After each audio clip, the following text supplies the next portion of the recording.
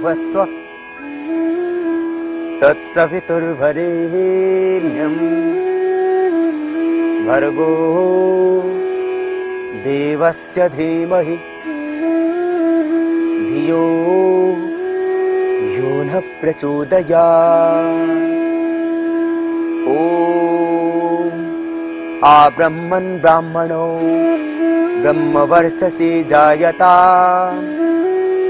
आराष्ट्रे राजन्यः शूर इषव्योति व्याधि महारथो जायता दोग्ध्रे धेनुर्वूढा नड्वानाशुः सप्तिः पुरन्ध्रियोषा जिष्णो रथेष्ठाः सभेयो युवास्य यजमानस्य वीरो जायता निकामे निकामे न पर्जन्यो वर्षतु फलवत्यो न औषधयः पच्यन्ताम् योगक्षेमो नः कल्पता।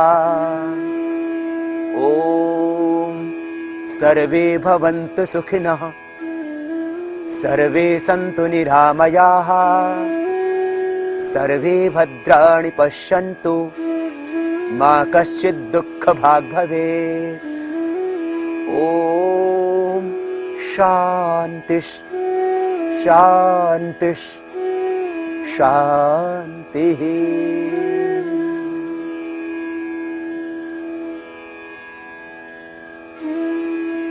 साप्ताहिक योगचर्या के अंतर्गत आज शनिवार के लिए विशेष योगाभ्यास। सप्ताह के 7 दिनों में प्राणायाम और प्राणायाम के साथ में दूसरी यौगिक क्रियाओं का अभ्यास करते हुए किस तरह से आप संपूर्ण आरोग्य पा सकते हैं और अपने शरीर को सबल, स्वस्थ, सुंदर, सुडौल और आकर्षक बना सकते हैं। पूर्ण व्यक्तित्व का विकास, एक आकर्षक व्यक्तित्व, पूर्ण स्वस्थ जीवन और केवल एक शारीरिक व्यायाम की तरह नहीं, अपितु योग को हमने एक संपूर्ण चिकित्सा विज्ञान और संपूर्ण जीवन शैली के रूप में आपके बीच में रखा। आज हम आपको बताएंगे मुख्य रूप से प्राणायाम और कराएंगे मकरासन में लेट करके, पेट के बल लेट करके कुछ विशेष उपयोगी आसन। साथ में हम बताएंगे आकुप्रेशर और मुद्राओं का विज्ञान। इन सब को अपना करके कैसे आप रह सकते हैं स्वस्थ। प्रथम एक शंका और उसका समाधान। बहुत सारे साधकों के मन में जैसा सुना, जैसा अभी तक दूसरों ने कहा, वैसा ही कुछ भ्रम पैदा हो गया कि आसन पहले करने चाहिए या प्राणायाम। प्रथम बात, आसनों का और प्राणायामों का कोई विशेष संबंध नहीं है कि आप पहले आसन करें या पहले प्राणायाम करें। महर्षि पतंजलि का नाम लेकर के कुछ लोग पहले आसन करवाते, बाद में प्राणायाम करवाते हैं। ये एक घोर अज्ञान। प्रथम बात तो यह है कि महर्षि पतंजलि जिस आसन का वर्णन करते हैं, वो आसन वह नहीं है कि जिसको आप माने बैठे हैं कि वो शीर्षासन, वो चक्रासन, वो धनुरासन, वह भुजंगासन या मंडूकासन, वह नहीं है। वह तो है महर्षि पतंजलि का आसन सर्वसुखम आसनम। प्रयत्न शैथिल्य अनंत समापत्तिभ्यम तो द्वंद्व अनभिघात। प्राणायाम में बैठने से पहले आसन तो करना ही पड़ेगा आपको। ये सिद्धासन जिसमें मैं अभी बैठा हूं, बाएं पैर नीचे, दाहिना पैर ऊपर, एड़ी पर एड़ी, टखने पर टखना, पंजा एक दूसरी पिंडली और जंघा के बीच में। या पद्मासन, दाहिने पैर को उठा करके बाएं जंघा पर रखते हैं, बाएं को उठा करके दाहिने जंघा के ऊपर। इसमें बैठ करके आप प्राणायाम करें। या ये दोनों नहीं होते हो तो सुखासन में बैठ करके प्राणायाम करें। और जिस आसन में उपयुक्तता हो उस आसन में आप बैठ जाए। आसन में बिना बैठे तो प्राणायाम होगा ही नहीं। और महर्षि पतंजलि को बस ये इतना ही आसन अभिप्रेत है। शेष ये हठ योग की क्रियाएं हैं, आसन और तमाम दूसरी क्रियाएं काफी। हठ योग का मतलब भी जबरदस्ती का योग नहीं। हकारः कीर्ततः सूर्य ठकारश्चंद्रोच्यते सूर्य चंद्रम सूर्योगात् हठ योगा निगद्यते। हकार माने सूर्य शक्ति, ठकार माने चंद्र शक्ति, दोनों का समन्वय, सोम और अग्नि का। यह है हठ योग। ये बाई चंद्र नाड़ी, ये दाहिनी सूर्य नाड़ी, इन दोनों का समन्वय, यह हठ योग। जीवन में शौर्य, पराक्रम, बल, साहस, यह है आपकी सूर्य शक्ति। और शांति, समर्पण, श्रद्धा, आत्मविश्वास, धैर्य, यह है चंद्र शक्ति। आप हठ योग के द्वारा अपने भीतर की शक्तियों का समन्वय करते हैं। वो हठ योग नहीं कि हाथ ऊपर खड़ा करके आदमी खड़ा होगा, एक पैर पर खड़ा हो गया, अग्नि के बीच में तप रहा है, ये हठ योग नहीं। इसको यदि मैं मूर्ख योग कहूं तो शायद ठीक होगा। आप योगाभ्यास करते समय पहले प्राणायाम करें। ब्रह्म मुहूर्त में जब वातावरण बहुत ही दिव्य होता है और उस समय प्राणायाम आप करेंगे तो उससे आपको ऊर्जा मिलेगी, शक्ति मिलेगी, और प्राणायाम ही लाभ करता है। आसन तो मात्र संधियों के रोगों में, स्पाइन के रोगों में लाभ करते हैं। इसलिए हमने एक कंप्लीट पैकेज बनाया है योग का। 7 आसन, 7 प्राणायाम और 7 सूक्ष्म व्यायाम।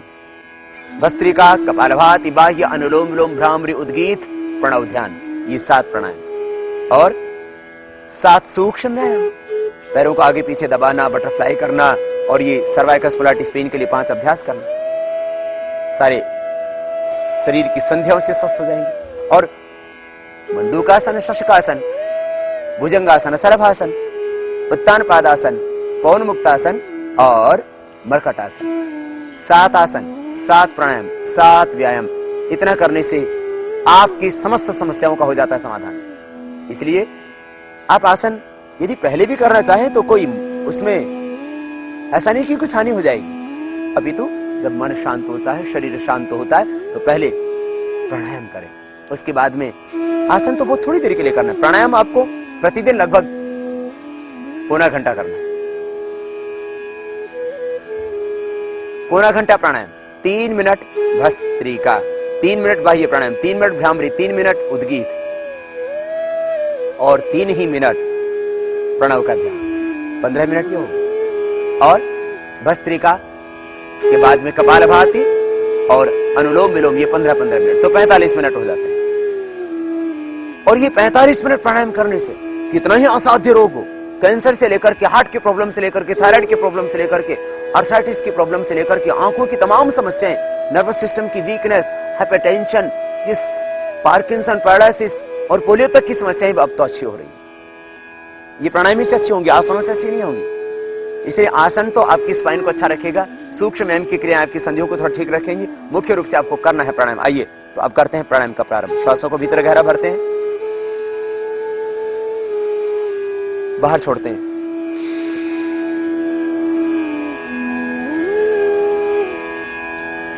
डायफ्राम तक श्वास भीतर गहरे भरना, विधि का पूरा ध्यान देना।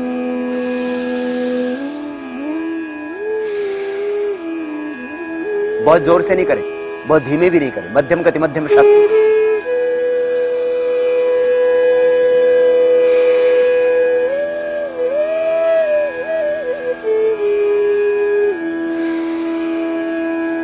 हर श्वास के साथ ओम का ध्यान करो, गायत्री का, ओम का।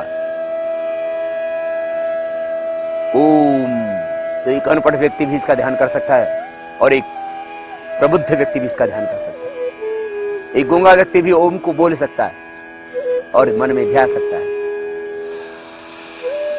लंबे गहरे श्वास भरना और बाहर छोड़ देना।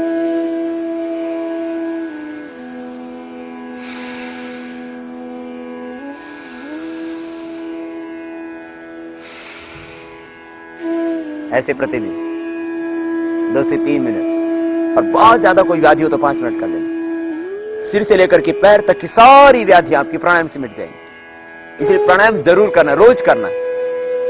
कम समय हो तो आधा घंटा कर लेना। और बहुत ही व्यस्त हो आप और कई बार आप कह उठते हैं कि स्वामी जी समय नहीं, आपको प्लेन पकड़नी हो, ट्रेन पकड़नी हो, तो भी आप 10 मिनट तो कर लेना कपालभाति, अनुलोम विलोम, ये 2 प्राणायाम। तो देखो इन 2 को तो कभी ना छोड़ना, खाना मिले या ना मिले, सोना को मिले या ना मिले, आप 2 प्राणायाम कभी ना छोड़ना। जिंदगी में शरीर स्वस्थ रहेगा, और शरीर स्वस्थ है तो सब कुछ है, और देह यदि बीमार हो गया तो सब कुछ व्यर्थ है। सिर में दर्द ही हो जाता तो सारी दुनिया सोनी सोनी लगती है। बच्चे भी खाने को आते हैं, ऐसा लगता है सब काट रहे हैं, सारी धरती आपको दुख में दिखती है उस समय जब आप बीमार हो जाते हैं। इसलिए पहला सुख निरोगी काया, स्वस्थ रहो। धर्मार्थ काम मोक्षाणम आरोग्यम मूलम उत्तम। तो 2 से 3 मिनट की भस्त्रिका प्राणायाम।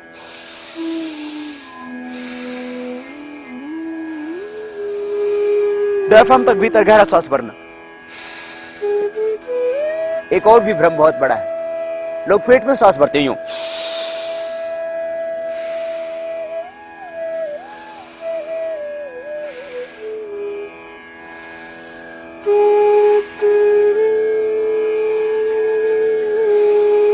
ये गलत है, ऐसा नहीं करना कभी भी। पेट सांस भरने की जगह नहीं मेरे भाई, पेट तो भोजन करने की जगह। श्वसन तंत्र तो ये फेफड़ों में सांस भरना, डायफ्राम तक यूं श्वास भरना, ये राइट वे। फेफड़ों में श्वास भरने से ये संपूर्ण लाभ होंगे। और हमने देश के लाखों व्यक्तियों को प्रत्यक्ष रूप से और करोड़ों व्यक्तियों को अप्रत्यक्ष रूप से ये प्राणायाम की ठीक विधि करवा करके ही ठीक किया, असाध्य रोगों को मिटाया। आंखों की समस्या, कानों की समस्या, कैंसर की समस्या, हार्ट की प्रॉब्लम, थायराइड की प्रॉब्लम, तमाम समस्याएं, किडनी की, लीवर की, यूट्रस की, ओवरी की, बंद ट्यूब, फिलिपियन ट्यूब भी खुल गई, सिस्ट सब खत्म होगी, गांठें सब भूल गई, क्या ठीक नहीं हुआ, सारी बीमारियां मिटी ठीक विधि से प्राणायाम करने से। हमने फेफड़ों में सांस भरवाया, अभी तक उल्टा कर रहे थे लोग, पेट में सांस भर रहे थे, और अभी भी कुछ हठ धर्मिता के कारण से सत्य को स्वीकार करने के लिए तैयार ही नहीं। शरीर नहीं हिलेगा, कुछ शरीर हिलाते हैं और कुछ जोर जोर से यूं करते हैं, ये सब गलत, इस तरह से नहीं करना। गहरा भरना, फेफड़ों में बाहर छोड़ना। नेक्स्ट प्राणायाम, पेट में सांस नहीं भरना, फेफड़ों में डायफ्राम तक भरना, यस राइट प्राणायाम का। अब अगला प्राणायाम कपालभाति, श्वासों को बाहर छोड़ेंगे।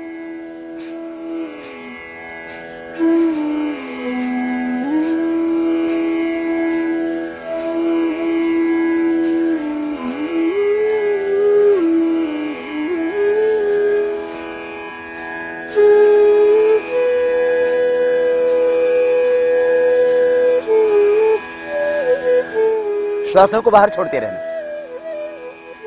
वात रोग है, पित्त रोग है, कफ रोग है, बहुत गैस बनता है, किसी किसी को तो प्राणायाम करते करते भी खांसी उठती है, गैस डकारें आती रहती है बहुत ज्यादा, तो भी करना, सब मिट जाएंगे। ऐसे हाथ दबाओ तो पूरे शरीर से डकारें आती हैं, पैर दबाओ तो डकारें आती हैं, इस तरह से ये सब खत्म हो जाए प्राणायाम से। वात रोग, पित्त रोग, कफ रोग, श्वसन तंत्र की सारी problems, allergy, allergic rhinitis, sinusitis, cough, asthma, bronchitis, bronchial asthma, thyroid की प्रॉब्लम, हार्ट की तमाम समस्याएं, हार्ट की ब्लॉकेज, बढ़ा हुआ cholesterol, triglyceride, total lipid profile आपका नॉर्मल हो जाएगा, लिपिड नॉर्मल होगा। और डायबिटीज 100% कंट्रोल, और कुछ दिनों के लगातार अभ्यास से क्या पेनक्रियास के बीटा सेल रिएक्टिवेट होंगे। खास बात कपालभाति प्राणायाम, देखो श्वासों को बाहर छोड़ना, ठीक विधि से करना भाई।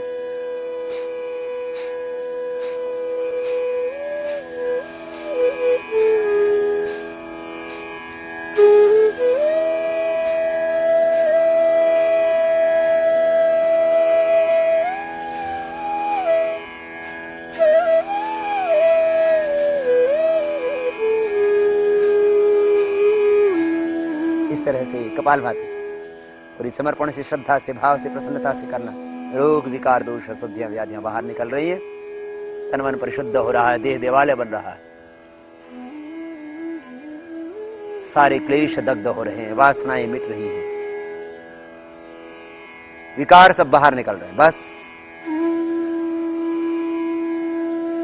श्वासों को बाहर छोड़ते जाना।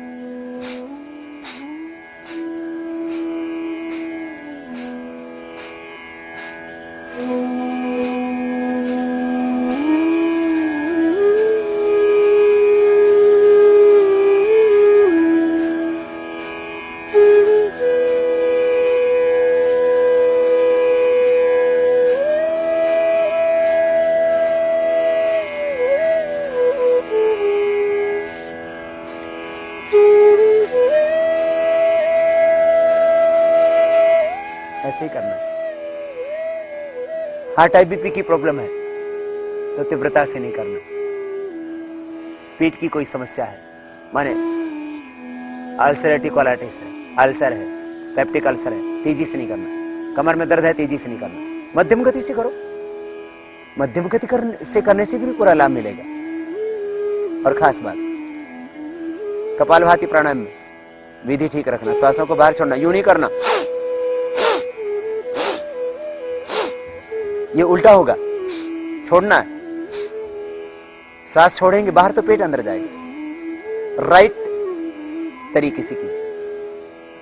आपका प्रोसेस, विधि, प्रक्रिया ठीक होनी चाहिए, फिर लाभ पूरा मिलेगा। सारी व्याधियां आपकी 7 प्राणायाम, 7 सूक्ष्म व्यायाम और हो सके तो 7 आसन, इतना ही करने से मिट जाती है। बाकी तो जो हम आपको ये साप्ताहिक दिनचर्या के अंतर्गत, साप्ताहिक योगचर्या के अंतर्गत जो हम आपको योग सिखा रहे हैं, अतिरिक्त योगासन, वे सब एक्स्ट्रा हैं, उनके करने की आवश्यकता भी नहीं है। यदि आप उनको नहीं कर सकते तो मत कीजिए। और यदि आप चाहते हैं कि आपका शरीर ज्यादा फ्लेक्सिबल रहे और आपको अभिरुचि है, जिज्ञासा है, उत्कंठा है, आप करना चाहते हैं, तो वो बता दिए गए योगाभ्यास, समस्त योगाभ्यास लगभग जितना एक आम आदमी कर सकता है या अधिकतम जितनी आवश्यकता है, वो सब आपको हम कुछ बता चुके हैं, कुछ और बता देंगे इस साप्ताहिक योगचर्या के अंतर्गत। परंतु एक आम आदमी के लिए ये 7 प्राणायाम की प्रक्रिया ही पर्याप्त है और इन्हीं से सारी व्याधियां मिट जाएंगी। करते रहिए आप, खाली बैठ करके सुनना नहीं। योग के इस कार्यक्रम को एक अनुष्ठान की तरह लेना, किसी पिक्चर या किसी सीरियल की तरह मत देखना इसको।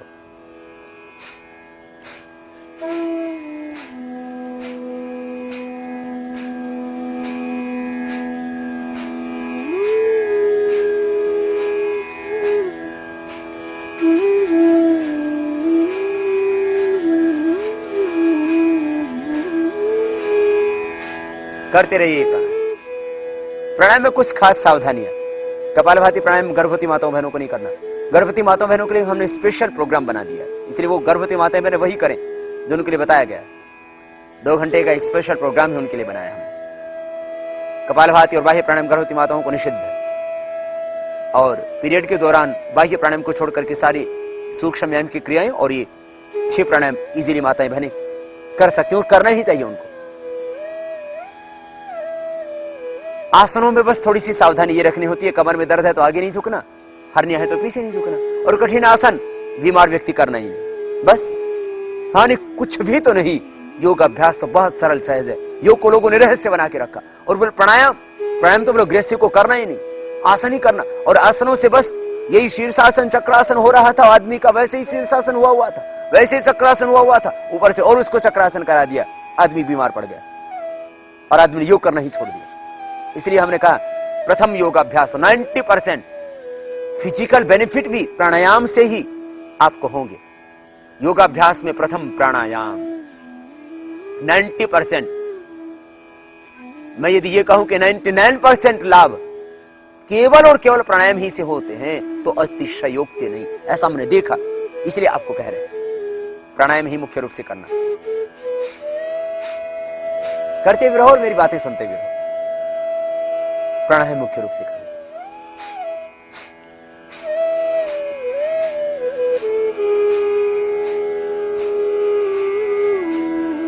एक मिनट में 60 बार, 5 मिनट में 300 बार, 10 मिनट में 600 बार, 15 मिनट में 900 बार हो जाएगा। 15 मिनट कपालभाति, 15 मिनट अनुलोम विलोम, ये 2 प्राणायाम कर लीजिए। जिंदगी भर कभी कोई व्याधि होगी नहीं। Free life insurance, free health insurance हो गया आपका, समझो। आत्मनिर्भर होकर के जीवोगे, स्वावलंबी होकर के जीवोगे, निरोग रह करके जीवोगे। 100 वर्ष तक ये आंखें काम करेंगी, ये कान काम करेंगे, हाथ काम करेंगे, पैर काम करेंगे, किसी के आलंबन की आवश्यकता नहीं पड़ेगी। अभी तो अब बेसहारों को सहारा दे सकेंगे, दूसरों की मदद कर सकेंगे, और ये भी आपको करना है। करते रहो अभी पहले कपालभाति।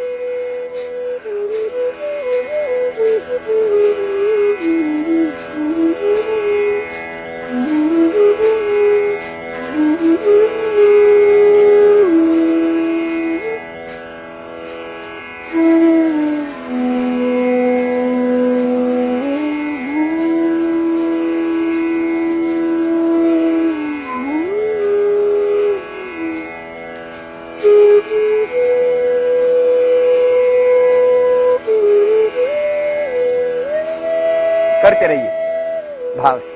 इसी पेट की सारी बीमारियां, गैस, कब्ज, acidity, constipation, ulcer, peptic ulcer, धीरे धीरे करना, अपने आप घाव भर जाते हैं पेट के। कपालभाति प्राणायाम से पेट की समस्त व्याधियां मिट जाती हैं। एसजीओटी, एसजीपीटी, बिलिरुबिन सब नॉर्मल हो जाता है। कपालभाति प्राणायाम से हेपेटाइटिस ए, बी, सी तीनों नेगेटिव हो जाते हैं। ऐसा किया है हमने और ऐसा हुआ है, ऐसा हो चुका है। इसके हमारे पास में डेटा है जो पूरे। मैं जितने भी बीमारियों के बारे में आपको बताता हूं कि ये प्रॉब्लम मिटती है, वो सारी प्रॉब्लम हमने मिटाई। इसलिए आपको कहा, आंखों का चश्मा उतारा, रेटिना की, कॉर्निया की, आंखों की तमाम समस्याएं। बहुत से लोग रोज हमसे मिलते हैं कि स्वामी जी इन आंखों से देख नहीं पा रहे थे, अब इन आंखों से देखने लगे। ये पैर नहीं चल पा रहे थे, अब कदम आगे बढ़ने लगे। ये हाथ हिल नहीं पा रहे थे, गठिया हो गया था, भयंकर गठिया, आर फैक्टर पॉजिटिव आ चुका था, नेगेटिव आ गया। ऐसा होता है, इसलिए मैं कहता हूं। लीवर की समस्या, किडनी की समस्या, क्रिटिनल लेवल कम आ जाता है। यूट्रस की ओवरी की सारी समस्याएं ठीक हो जाती है। प्रोस्टेट जो बढ़ा हुआ था नॉर्मल आकार आ जाता है। ऐसा होता है, इसलिए मैं कहता हूं कपालभाति प्राणायाम।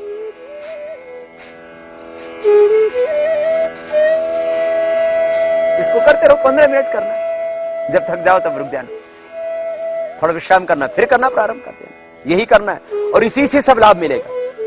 सारी व्याधियां मिटेंगी और आप ही की नहीं, इस देश की और पूरी दुनिया की, पूरी मानवता इस योग के द्वारा, और मुख्य रूप से कपालभाति और अनुलोम विलोम, ये दो ही तो मुख्य प्राणायाम है। फिर जो स्ट्रेस है, तनाव आदि है, इन सब के कारण से भी व्याधियां होती है, इसके लिए भ्रामृत, गीत आदि प्राणायाम भी जरूरी है। इसलिए 7 प्राणायामों का पूरा पैकेज बनाया और इसी के द्वारा पूरी दुनिया को स्वस्थ बनाने का एक मंत्र दिया।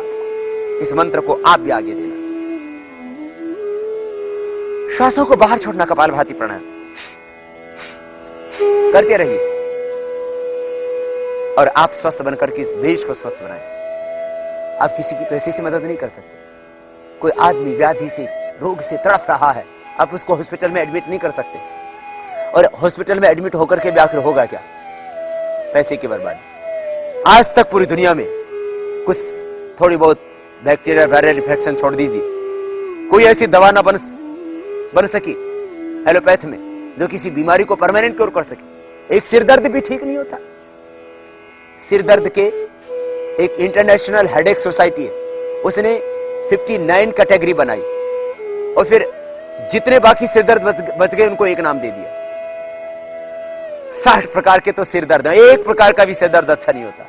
फिर ये माइग्रेन पेन, फिर ये डिप्रेशन, फिर हार्ट की प्रॉब्लम। हार्ट की प्रॉब्लम से लगभग कॉरोनरी हार्ट डिजीज से भारत के अंदर करीब 3 करोड़ लोग पीड़ित हैं, और ये तो रिपोर्ट आई उनकी बात है। और इसमें से 10% लोग हर वर्ष मर रहे हैं दवा खाते खाते। करीब 30 लाख लोग हर वर्ष मौत के मुंह में समा जाते हैं, और पूरी दुनिया के अंदर लगभग 5 करोड़ लोग बीमारियों के कारण से मर जाते हैं दवा खाते खाते। दवा ठीक है, कंट्रोल है, मैं नहीं कहता कि दवा एकदम से बंद कर दो, लेकिन क्योर तो केवल योग में है, और ऐसा होता है, इसलिए मैं कहता हूं। और अभी तो हमने पूरा डॉक्यूमेंटेशन किया है, और हर एक बीमारी को अलग अलग, उनको अलग अलग सप्ताह, 10 दिन, फिर महीना, 2 महीना, 3 महीना योग करा के उनके पूरे डेटा कलेक्ट कर रहे हैं हम, और बहुत से कलेक्ट कर चुके हैं, और इस निष्कर्ष पर पहुंचे हैं कि प्राणायाम एकमात्र समाधान है विश्व की समस्त बीमारियों का। जो रोग हो चुके हैं, जो हो रहे हैं और जो होने वाले हैं, जो ज्ञात हैं, जो अज्ञात हैं, नॉन अननोन डिजीज, तमाम रोग बीमारियां आपकी केवल और केवल प्राणायाम से अच्छी होगी। इसलिए कीजिए प्राणायाम कपालभाति।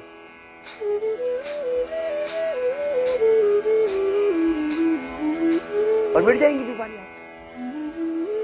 7 प्राणायाम करना बहुत सहज, बूढ़ा बच्चा जवान सब कर सकते हैं इनको। बच्चों की आंखों पर चश्मा नहीं चढ़ेगा, उनका आईक्यू अच्छा रहेगा, मन कंसंट्रेट रहेगा, उनका कंसंट्रेशन पावर बढ़ेगी, आंखों पर चश्मा नहीं चढ़ेगा, मेमोरी उनकी शार्प होगी, वे ओजस्वी तेजस्वी बनेंगे, उनके चेहरे पर नेचुरल ग्लो आभा रहेगी। इसलिए बच्चों को भी करना, बूढ़े भी करना, बुढ़ापा आएगा ही नहीं। बुढ़ापे में किसी की सेवा की आवश्यकता नहीं पड़ेगी। और आजकल सेवा करता ही कौन है, सब अपने अपने में मस्त है।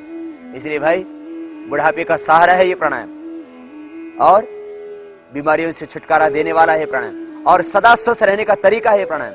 इसलिए बीमार, स्वस्थ, बूढ़े, जवान, युवक, युवतियां सब करें। सदा यौवन, सदा जवानी, सदा मस्ती रहेगी। चेहरे पर लालिमा, बालों में कालिमा, आखिर किसको नहीं चाहिए। करना कपालभाति, ऐसा ही होगा। मूलाधार चक्र की शक्ति जब ऊर्ध्वगामी होती है तब ऐसा होता ही। तुम्हारे भीतर ही सब समाधान है।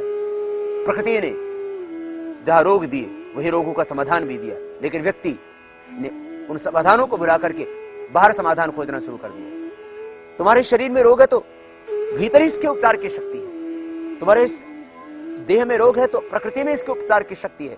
तुम विकृतियों में मत जाओ, प्रकृति का आश्रय लो, आहार को ठीक करो, विचारों को ठीक रखो, प्राणायाम योग अभ्यास प्रतिदिन करो, फिर देखो बीमारियां तुम्हारे पास फटकेंगी। ये कपालभाति प्राणायाम 15 मिनट करने के बाद, अब इस कपालभाति प्राणायाम को 15 मिनट करना है। इसी मूलाधार से एक ऊर्जा उद्बुद्ध होगी और पूरे देह में व्याप्त हो जाएगी सहस्रार तक। ये कपालभाति प्राणायाम डायबिटीज, मोटापा, हार्ट की प्रॉब्लम, तमाम समस्याओं को मिटा देगा। और अब इसके बाद बाह्य प्राणायाम, श्वासों को बाहर छोड़ के बाहर रोक देंगे। त्रिबंध के साथ बाह्य प्राणायाम होगा। खास बात, बाह्य प्राणायाम श्वास को बाहर छोड़ करके बाहर रोक देंगे। 3 बंद लगेंगे, थोड़ी को कनकों पे लगाएंगे, पेट को सिकोड़ के पीठ से लगाएंगे, नाभि से नीचे भाग को पर खींच कर रखेंगे। त्रिबंध के साथ बाह्य प्राणायाम।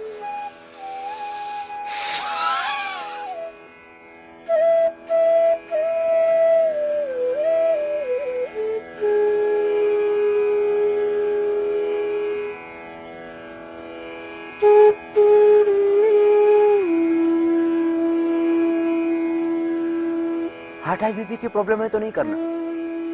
हाँ, कंट्रोल में है हार्ट हाई बीपी की प्रॉब्लम तो 5-7 सेकंड आप कर सकते हैं, नहीं तो अग्निसार क्रिया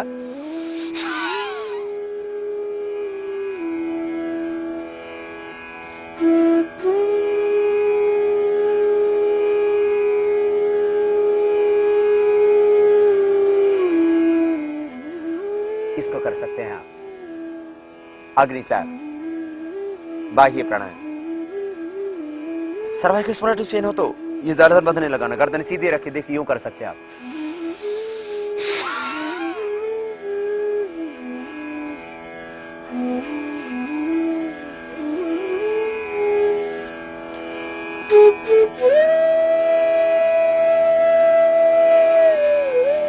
और जालंधर बंद लगा के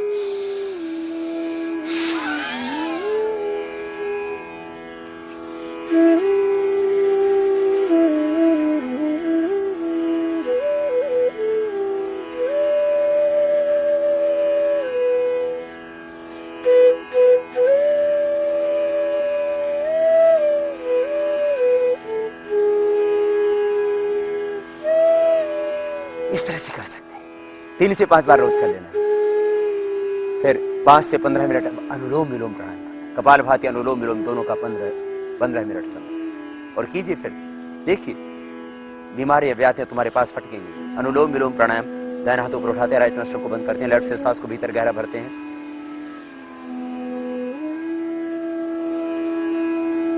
राइट से बाहर।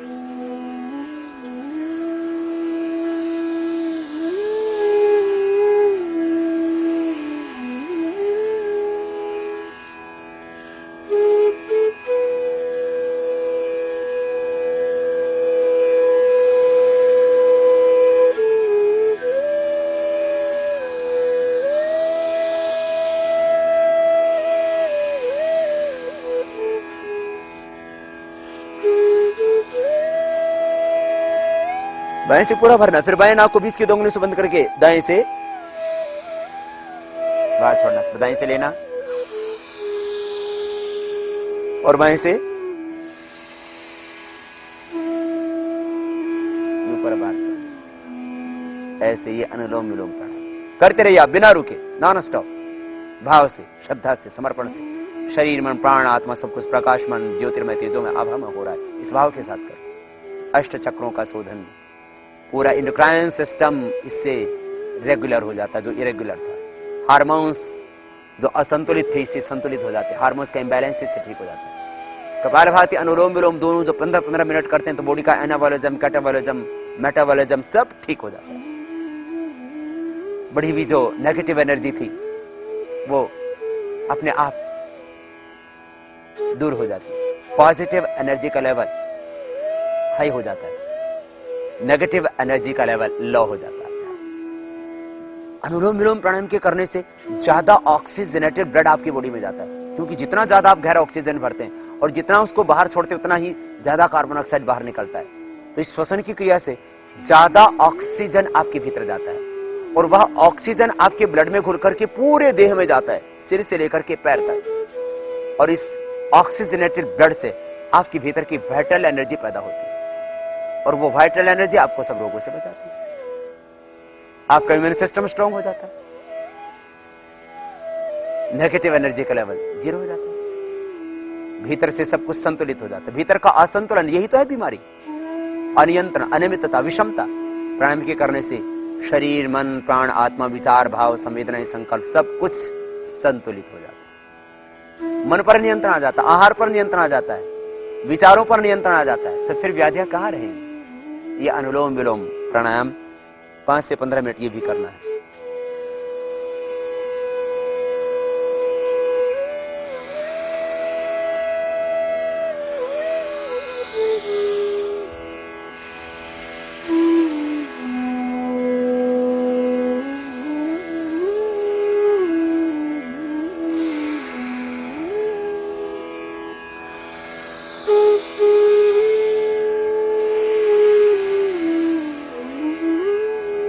अनुलोम विलोम प्राणायाम कीजिए, आपका शरीर स्वस्थ हो जाएगा, पूरी तरह से स्वस्थ, निरामय, निरोग। अनुलोम विलोम प्राणायाम पूरे देह को स्वस्थ बना देता है। आप करते भी रहिए और सुनते भी रहिए मेरी बातों को, खाली सुनने से बात नहीं बनेगी, करना पड़ेगा। सब कुछ प्रयोगात्मक है, तुम्हें करना है, तुम्हें पाना है।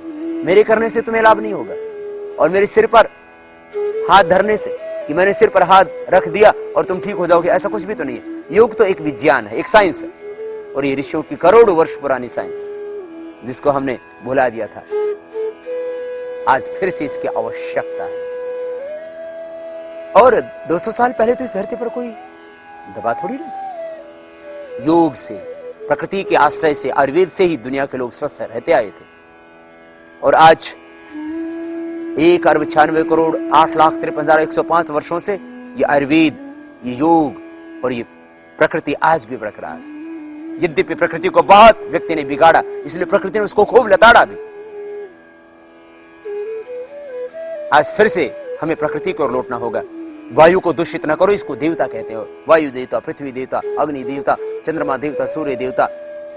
ये वायु, ये पृथ्वी, ये अग्नि, ये देवता है, इनको बिगाड़ो नहीं और इनका उपयोग करो अपने जीवन में। प्रकृति के साथ जुड़ो, सीधा सीधा साधा सिंपल आहार लो, हरी सब्जियां, सुबह उठ करके लौकी का जूस, कोलेस्ट्रॉल बढ़ा हुआ है, ट्राइग्लिसराइड बढ़ा हुआ है तो, और डायबिटीज है तो खीरा, करेला, टमाटर का जूस, सदाबहार नीम की पत्तियां डाल करके, और प्राणायाम कीजिए, इससे सब कुछ ठीक हो जाएगा।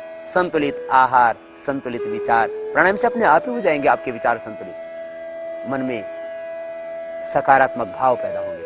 अनुलोम विलोम प्राणायाम लंबा ले, लंबा छोड़ें।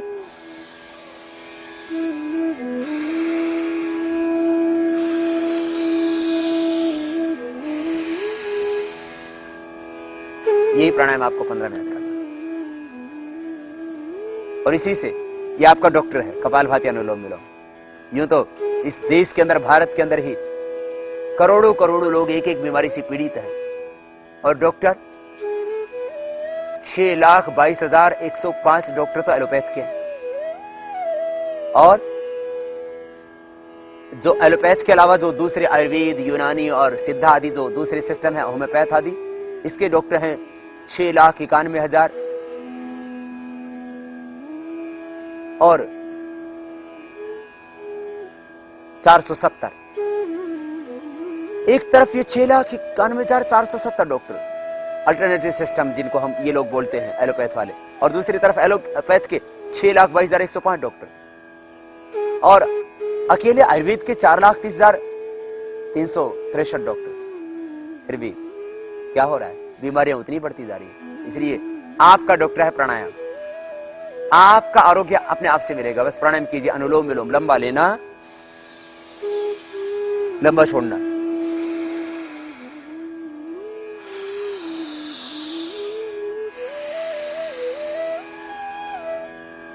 और अनुलोम विलोम के बाद फिर भ्रामरी प्राणायाम करना। पहले उंगली माथे पर, शेष 3 उंगली आंखों पर, मिडिल फिंगर से हल्का सा प्रेशर आंखों नाक के मूल में, पहले उंगली माथे पर, कान पूरे बंद अंगूठे से। अनुलोम विलोम करते करते मन शांत हो जाता है, निर्विकार निर्विचार हो जाता है। निर्विचार वैशालध्यात्म प्रसाद तुम्हारा तत्प्रज्ञा, तुम भीतर से अपने अस्तित्व से जुड़ते हो और तृतीय ज्ञान का चक्षु खुल जाता है, रितंभ्रा मेधा प्रज्ञा मिलती भीतर से। भ्रामरी प्राणायाम से मन शांत होगा। उद्गीत का नाद में गायन, मुखबंद भ्रामरी प्राणायाम स्ट्रेस, तनाव और तमाम डिप्रेशन, अवसाद आदि समस्याओं के लिए श्वासों को भीतर गहरा भरेंगे भ्रामरी प्राणायाम भाव के साथ।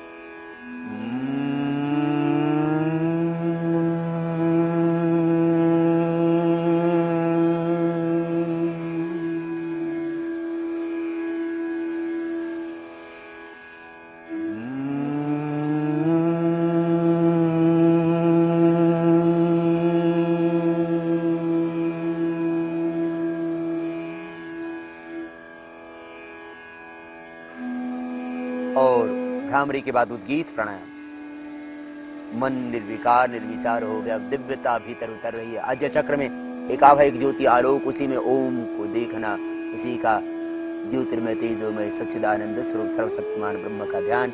उद्गीत प्राणायाम चारों ओर से शक्तिपात हो रहा है, प्रभु का अमृत बरस रहा है, ऐसा एहसास, आभास, अनुभूति।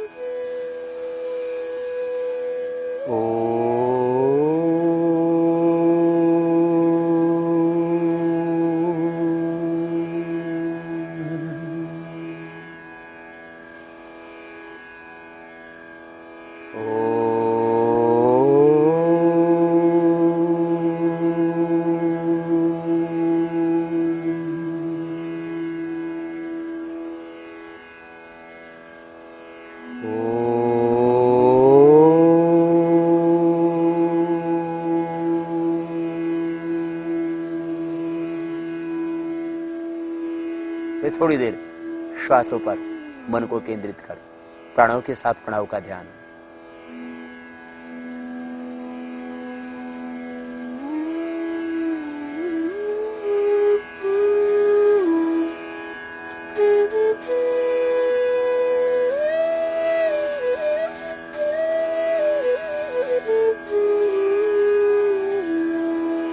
दोनों हाथों को वो पर उठा लेना, आपस में रगड़ना, और दोनों हाथों की गरम गरम हथेलियों की ऊर्जा का उष्मा का अंजन आंखों पर करना, की खोल लेना।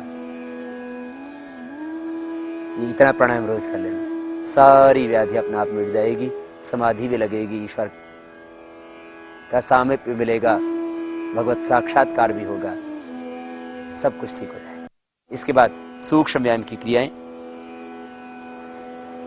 प्राणायाम में बैठे बैठे पैर भी थोड़े अकड़ जाते होंगे, आगे पीछे अंगुलियों को, पंजों को जो दबा लेना रोज। ये 7 सूक्ष्म व्यायाम की प्रक्रियाएं। पूरी गोलाई में पैरों को यूं घुमा लेना,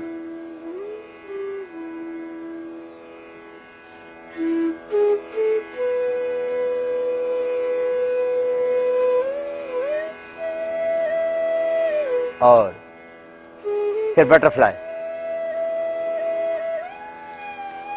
बहुत सरल सहज क्रियाएं जिसको हर बच्चा भी कर सकता है, बूढ़ा भी कर सकता है। प्राणायाम और 7 प्राणायामों के साथ ही 7 सूक्ष्म व्यायाम की क्रियाएं। दोनों हाथ सामने, अंगूठा अंदर उंगलियों पर गोल घुमाते हैं। नेक्स्ट एक्सरसाइज, दोनों हाथ कोने से सामने से मोड़ लेते हैं और बड़ा शून्य बना देते हैं। क्लॉकवाइज बड़ा शून्य बनाते हैं, फिर इसके अपोजिट साइड से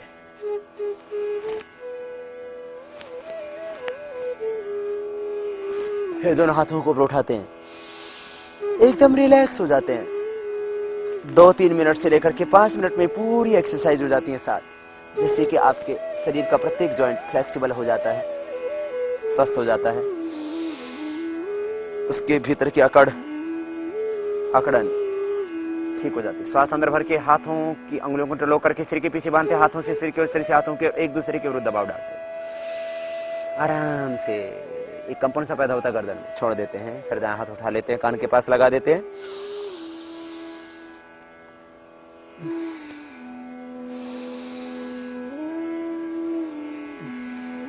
दोनों हाथ घुटनों के ऊपर, कंधों को गोल घुमा देते हैं।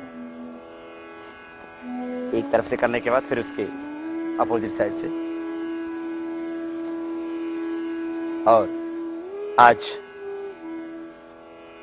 इस साप्ताहिक योगचर्या के अंतर्गत मकरासन में पेट के बल लेट करके करने वाले कुछ विशेष उपयोगी आसन, उसके बाद मुद्राएं, एक्यूप्रेशर और कुछ खास बातें, योगाभ्यास और आपकी दिनचर्या के संबंध में। पेट के बल लेट जाएं, ये मकरासन। एक तो ये आसन है मकरासन का, जिसमें आप लेट करके विश्राम भी करते हैं और इससे स्पाइन को भी स्वस्थ बनाते हैं। एक एक पैर को पीछे से मोड़ना और सीधा करना।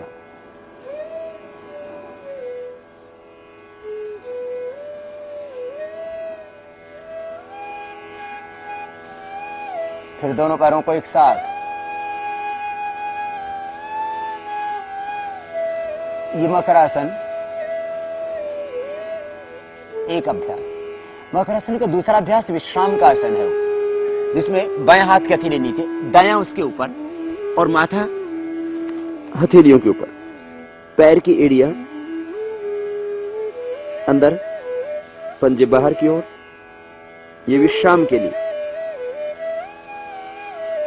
ये विश्राम का मकरासन है। इसमें ऐसे लेट करके विश्राम करें। और दूसरा एक क्रियाशीलता वाला मकरासन कि आपने इस तरह से हाथ रख करके किया तो कमर के लिए, घुटने के दर्द के लिए, स्पाइन के लिए, क्योंकि पीछे से घुटने को यूं मोड़ते हैं और सीधा करते हैं, और दोनों पैरों को भी एक साथ यूं मोड़ते हैं, सीधा करते हैं, तो स्पाइन, मेरुदंड से संबंधित समस्त व्याधि, लंबस spondylitis, ankylosing spondylitis, cervical spondylitis, सारी व्याधियां, कमर का दर्द, सभी स्लिप डिस्क आदि सब इससे मिटते हैं। अब विशेष अभ्यास भुजंगासन। भुजंगासन के 3 अभ्यास। सबसे पहले श्वास अंदर भरते हुए सामने से उठाते हैं। इसको 3 बार तक किया जा सकता है। श्वास अंदर भरते हुए सामने से उठाया, देखा ऊपर की ओर, पीछे पैर के पंजे मिले हुए, श्वास अंदर, दृष्टि ऊपर, और श्वास छोड़ते हुए नीचे आ गए।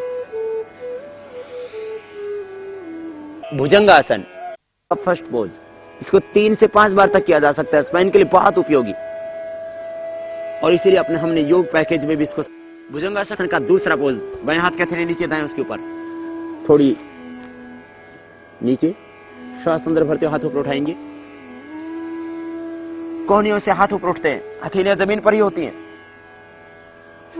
और दृष्टि ऊपर की ओर, कोहनियां पूरी सीधी, दोनों पैर पीछे मिले हुए, जहां बेल्ट बांधते वहां तक उठा देते हैं और श्वास छोड़ते हुए नीचे आते हैं। ये भुजंगासन का सेकंड पोज। भुजंगासन का तीसरा पोज, दोनों पैर पीछे मिले हुए, श्वास अंदर भरते हुए सामने से उठाएंगे,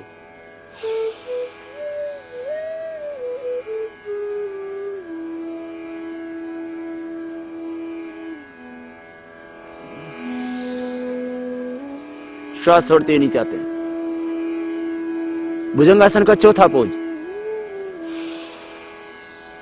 दोनों पैर पीछे मिले हुए, सामने से उठा देते पूरा। अब दाहिने कंधे के ऊपर से पीछे अपोजिट साइड के पैर की एड़ी को देखते, पैरों में थोड़ा 1 फीट का फासला करीब, तिर्यक भुजंगासन। श्वास छोड़ते धीरे धीरे नीचे आते हैं।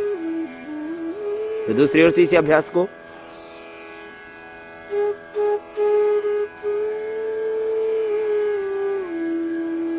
ये तिर्यक भुजंगासन, सर्वाइकल स्मॉलेटिस पेन के लिए, फ्रोजन शोल्डर के लिए, कमर के समस्त रोगों के लिए।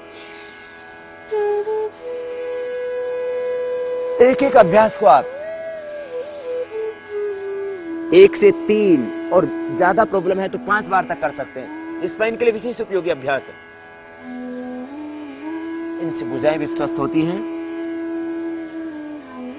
अब शलभासन,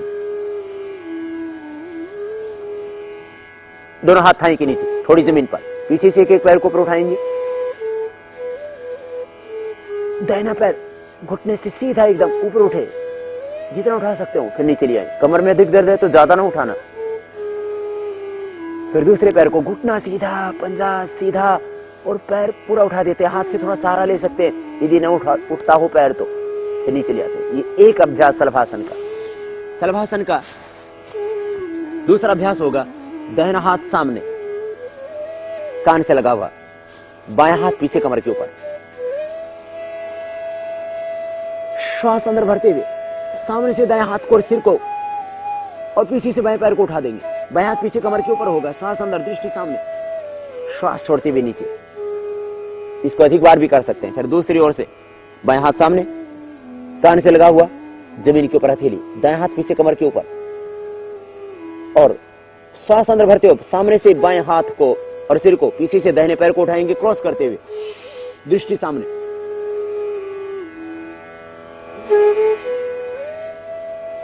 शलभासन का तीसरा पोज, दोनों हाथ पीछे कमर के ऊपर, दाहिने हाथ से बाएं हाथ की कलाई को पकड़ लेते हैं। अब श्वास अंदर भरते सामने से छाती को उठाएंगे, देखेंगे ऊपर की ओर, छाती उठ जाएगी सामने से, पीछे पैर मिले हुए, पंजे पीछे तले हुए, हाथ पीछे खींच के नेतम के ऊपर, और श्वास छोड़ते हुए नीचे। शलभासन का ये तीसरा अभ्यास हुआ। अब चौथा अभ्यास, पीछे से पैर, सामने से छाती, दोनों तरफ से उठाएंगे। सामने से छाती उठी, पीछे से पैर उठे, बैलेंस बनाया दोनों ओर से, श्वास छोड़ते हुए नीचे आ गए। ये शलभासन के 4 अभ्यास हुए। शलभासन का 5वां अभ्यास थोड़ा कठिन, जिनको कमर में दर्द है वे न करना। वैसे स्पाइन के लिए उपयोगी है, लेकिन कमर में ज्यादा दर्द हो तो नुकसान होगा। थोड़ी जमीन पर, दोनों हाथ थाई के नीचे, और श्वास अंदर भरते हुए दोनों पैरों को पीछे से उठा देंगे।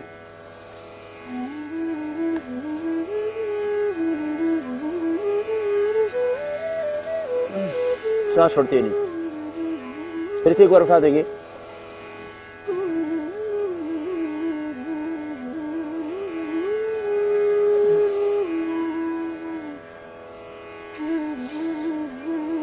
दोनों हाथ सामने खोल दें। पेट के बल लेट करके करने वाले कुछ विशेष उपयोगी आसनों में ही एक और उपयोगी आसन कमर के दर्द के लिए भी उपयोगी है, लेकिन ज्यादा दर्द हो तो न करना। दोनों हाथ सामने, पास में, पीछे से दोनों पैर पास में, श्वास अंदर भरते सामने से हाथों को, पीछे से पैरों को उठाएंगे, सामने से छाती और सिर भी उठेगा।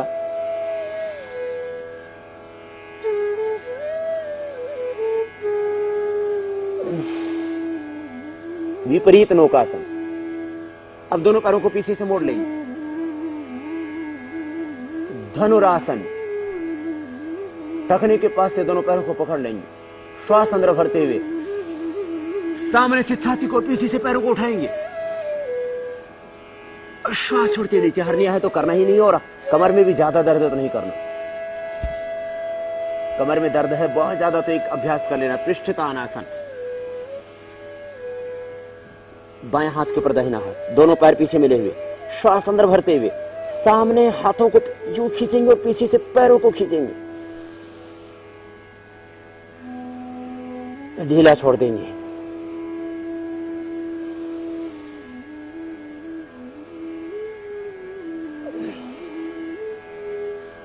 और फिर बालासन में विश्राम कर सकते हैं। बालासन होता है बाएं पैर को मोड़ो, बाएं हाथ को नीचे रखो, दायां हाथ उसके ऊपर, बाएं ओर ही देखो। इस तरह से हथेलियों के ऊपर सिर को यूं रख देना और यूं देखना। ये विश्राम के लिए बाल आसन भी इसको कहते हैं, विश्राम आसन भी इसको कहते हैं। पेट के बल लेट करके करने वाले आसन करते हुए जब थकान लगे तो ऐसे लेट जाना, जैसे आप बाएं करवट से लेटे ऐसे ही दाएं करवट से भी लेट सकते हैं इसी में। ये विश्राम के लिए आसन है।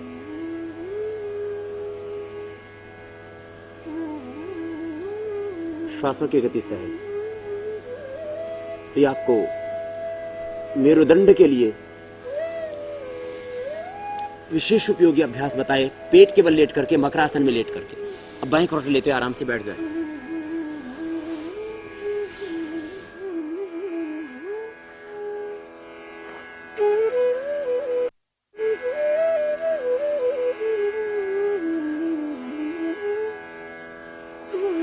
और अब हम आपको बताते हैं कुछ एक्यूप्रेशर की क्रियाएं, कुछ मुद्राएं। मुद्राओं का भी बहुत बड़ा महत्व है शरीर को स्वस्थ बनाने के लिए। मुद्राएं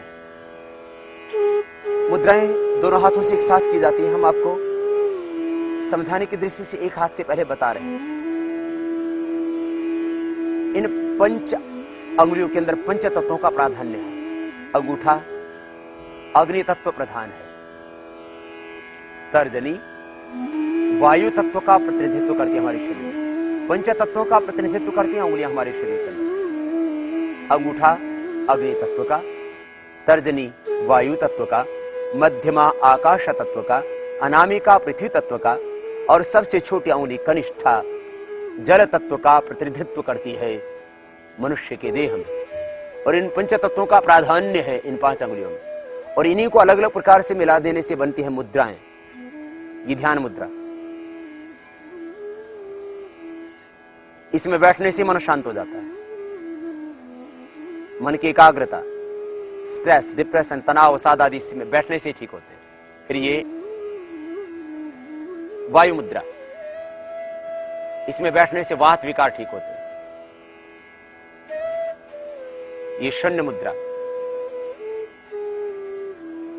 इसमें बैठने से कर्ण रोग ठीक होते हैं। ऐसे भी बैठ सकते हो और ऐसे भी बैठ सकते हैं।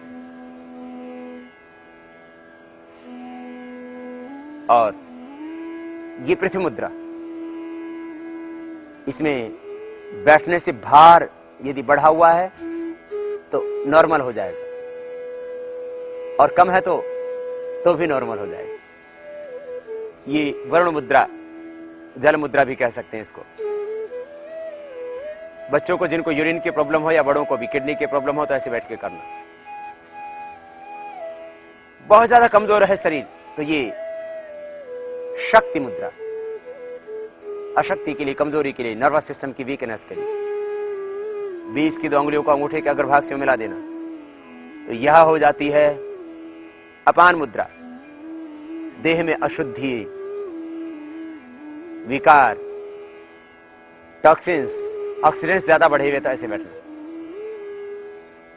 फिर इस प्रथम अंगुली को अंगुष्ठ के मूल में लगा दे, वायु मुद्रा, और अंगुष्ठ के अग्रभाग से 20 की 2 अंगुलियों को मिला दिया, ये अपान वायु मुद्रा। अशुद्धियों को दूर करने के लिए और वात रोगों का प्रशमन करने के लिए ये मुद्राएं।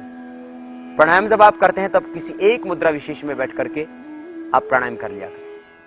तो ये मुद्राओं का परिज्ञान आपको हमने दिया। अब इन मुद्राओं के साथ साथ हम आपको बताते हैं कुछ एक्यूप्रेशर। एक्यूप्रेशर का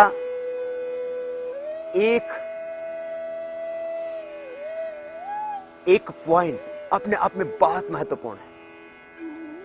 एक एक्यूप्रेशर की प्रक्रिया तो आज आप हर गली में, हर मोहल्ले में, हर सड़क पे देख सकते हैं। लोग बाल काला करने के लिए ऐसे घिसते रहते हैं, ये बालों को काला बनाने के लिए,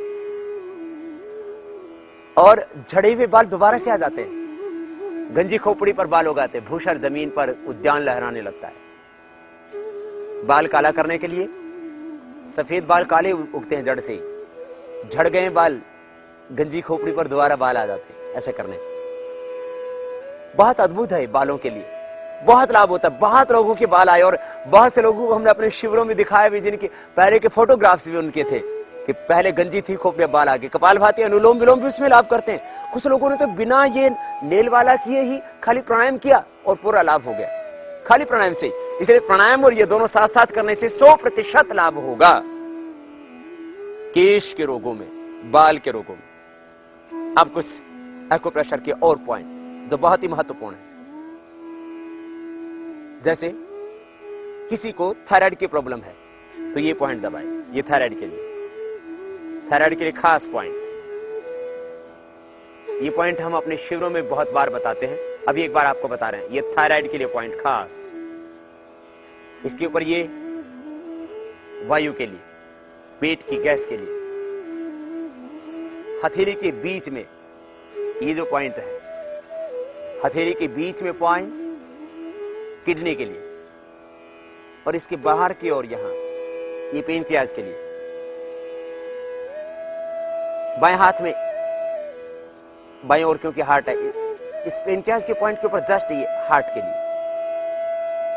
इसकी जस्ट ऊपर ये कान के लिए, बीच की 2 उंगलियों के नीचे हथेली की ओर जीवन रेखा के ऊपर फेफड़ों के लिए, प्रथम 2 उंगलियां तर्जनी और मध्य वाहिनी के बीच में ये आंख के लिए, ये स्ट्रेस के लिए, तनाव के लिए,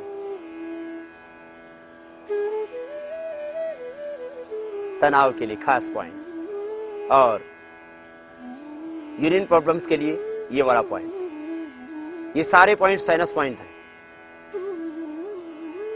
कमर के दर्द के लिए खास ये पॉइंट, ये दबाएं और छोड़ें। कमर के दर्द के लिए प्रथम और द्वितीय अंगुली के पीछे गैप है, इसमें दबाएं तो ये सर्वाइकल स्पॉन्डिलाइटिस पेन के लिए, ये भी बाहर की ओर सर्वाइकल स्पॉन्डिलाइटिस पेन के लिए। इस तरह से ये पॉइंट आप थोड़े दबा लें। दांतों की समस्या है तो सभी अंगुलियों के टॉप पर दबा लें। तो दांतों की समस्या के लिए सभी अंगुलियों के टॉप पर दबाइए। 4 अंगुलियां दाएं और बाएं और दोनों हाथों में और पैरों में। जैसे हमने हाथ में पॉइंट बताई, इसी तरह से पैर में भी है। पीछे के जितने भी चैनल हैं अंगुलियों के पीछे के हाथों में और पैरों में, ये दर्द निवारक। और अंगूठे के नीचे यहां ये बवासीर के लिए ये पॉइंट, पाइल्स के लिए, ये आंतों के लिए पॉइंट दोनों हाथों में। और ये जो नीचे की ओर जहां माताएं बहनें चूड़ियां पहना करती थी, इससे पौरुष ग्रंथि, डिम्ड ग्रंथि, यौन ग्रंथि, माने धातु संबंधी रोग, यौन संबंधी रोग और स्त्री रोग समस्त यहां से दबाने से स्त्रियों के, पुरुषों के पौरुष संबंधी रोग सब यहां दबाने से ठीक हो जाते हैं। तो ये एक्यूप्रेशर के कुछ खास पॉइंट आपको बताए। एक्यूप्रेशर एक जगह 1 से 5 मिनट तक अधिकतम कर सकते हो। 1 मिनट से लेकर के 5 मिनट तक दबाना और छोड़ना, रोटेट करना, पंपिंग करना, खाली पेट करना एक्यूप्रेशर, या खाने के 2 घंटे बाद करना। एक्यूप्रेशर भी अपने आप में एक बहुत बड़ी विद्या है और निर्दोष है।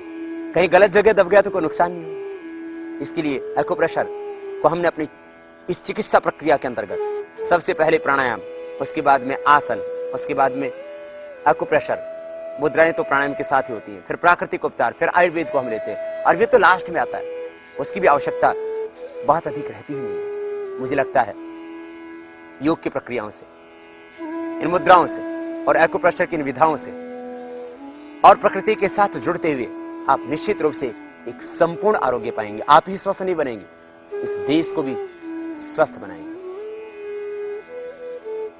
हम सबका एक संकल्प हो, स्वस्थ भारत का निर्माण हो, जिसमें देशवासियों का स्वास्थ्य अच्छा हो, हर व्यक्ति स्वस्थ हो, किसी का तन रोगों से पीड़ित ना हो, आखिर गरीब अमीर सभी रोगों की चपेट में हो। और एक समाधान है योग। आप सब दुनिया के दुखी रोगियों के लिए दवा नहीं कर सकते। एक एक व्यक्ति के लिए दवा करो तो लाखों लाखों रुपए तो खाली डायग्नोज होने में खर्च हो जाते हैं कि बीमारी क्या है। आखिर दवाइयां फिर कैसे हम कर पाएंगे। इसलिए आओ हम सब मिलकर के एक संकल्प लें कि हम स्वयं योग सीखेंगे, अपने गली के लोगों को, मोहल्ले के लोगों को, अपने परिवार के लोगों को योग सिखाएंगे और ये संकल्प आगे बढ़ाएंगे। निश्चित रूप से पूरा देश और पूरी दुनिया स्वस्थ बनेगी।